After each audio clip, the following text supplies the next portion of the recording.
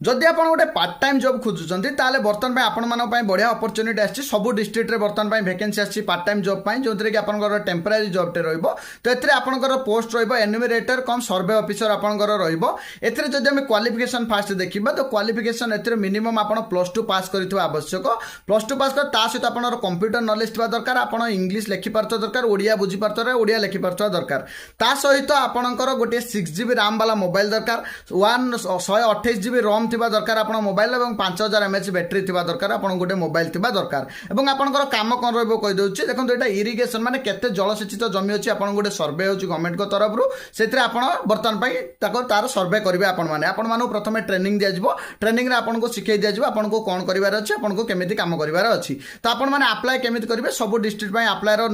बर्तन पई आसुछि गोटे गोटे डिस्ट्रिक्ट पई आसुछि तार वैकेंसी तो आपण माने चाहिले मते आपण माने टेलीग्राम चैनल रे जॉइन हेकि संपूर्ण सब डिस्ट्रिक्ट रो पाई परिवे फॉर्म गुड़िक